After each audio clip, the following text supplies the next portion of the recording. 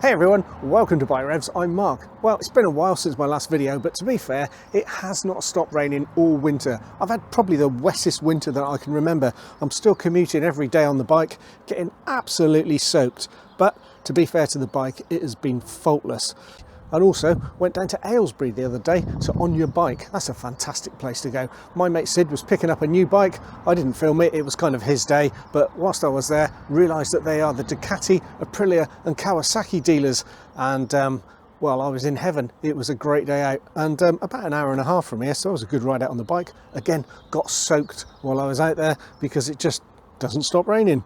Anyway, the other news is that this thing has now done 10,000 miles. I've talked about this before, but I had the switchgear changed out under warranty because I got a bit over enthusiastic with the jet washer, and the quick shifter, I insulated the cable that feeds it because the quick shifter was playing up. That fixed it, and I did that, well, about a year ago, and I haven't missed a gear change since. That's been fabulous. So the bike itself has been super reliable, no issues with it whatsoever, and I'm loving it. I'm still thinking that maybe I'm going to buy a new bike, purely because it's done 10,000, so it's due a big service, it's due an MOT. I'm probably not going to get much change from £1,000 out of that once I've been to Triumph. So I'm thinking, well, maybe I should just chop it in for one of the new 2025 models and enjoy all that new smooth engine, electronic suspension and wheelie control. It's very tempting. I mean, there's a couple of other bikes in the category as well. I've sort of sat on or tried most of the other bikes, but I keep coming back to this one, and because I've had such a great time on it, I think I'm probably going to get another one of these, or I'm just going to stick with this one. We'll have to see about that anyway, but that'll be a video in its own right. Anyway, back to the main part of this video, because I want to talk about a little present I got just before Christmas, which was yet another puncture. I know. So the story goes that earlier in 2025, I got a puncture and I fixed it at the side of the road. I did about 3,000 miles on that repair, and I kind of got to the point where I thought, let's get a new tyre on there. So I got myself a nice new Michelin Road 5 on the back, and then 2 weeks later I got another puncture. So I took it into my favourite tyre shop and I said, can you fix this, because it's quite close to the centre? And they said, nope, the puncture needs to be right on the centre line or we can't touch it, but we can send it off for a Michelin approved repair. I was like, that sounds interesting. So how much is that going to cost then? And they said 50 quid. Well, it's about 40 quid for just a puncture repair. So actually sending one off to Michelin or whoever does it, yeah, make it happen.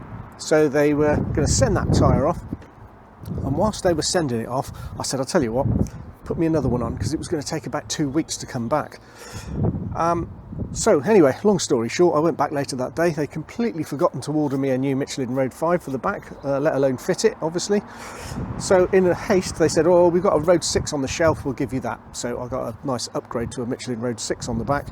But anyway, I then went back to get my tyre, which was being fixed as a spare, and it ended up taking a month to come back, because not only did they forget to fit that new tyre, they forgot to send the old one off as well. Anyway, a month later it came back, and here it is. So I've now got a spare rear tyre, and I bet you're thinking to yourself, what does a Michelin approved repair look like? So let's come in close and I'll show you.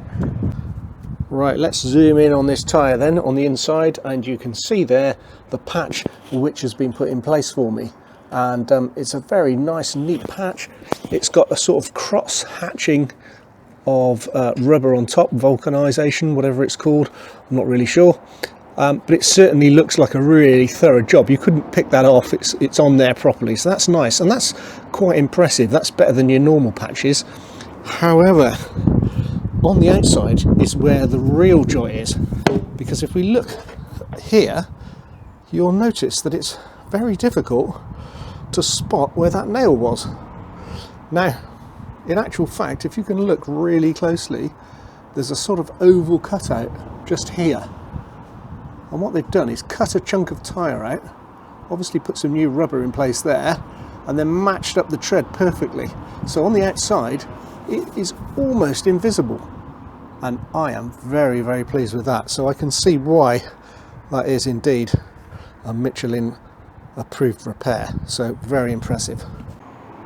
Now, one of the things that somebody said to me at work is, oh, it's always the rear tyre, isn't it? And I thought, yeah, do you know what? It is always the rear tyre. And why is it I seem to be getting more punctures with these Michelin road tyres? I'm not really sure. So I did a bit of research on that, and it does appear that these tyres are particularly prone to getting punctures, and rear tyres are particularly prone as well. So why is that? Well, it's quite simple really. It would appear. Now the front tyre, which has also got a very nice set of grip on it, what will happen there is if there's a nail on the road, the front tyre flicks it up in the air. And in the old days we used to have nice long mud guards that would come down there, but we don't anymore. So that nail would be flicked and then it will land underneath there, and that's why the nails always manage to go in at 90 degrees. Well, that's it, another episode on tyres and punctures. Well, at least I've got a spare tyre now, but we'll leave it at that. Hopefully I'll be able to get out on the road soon, maybe on a new bike, who knows. I've just had a look at my weather app and apparently we're due more rain. Anyway, that'll do. The other thing is, of course, if you are cleaning your bike, riding it throughout the winter, make sure your chains are oiled, and I'll see you next time.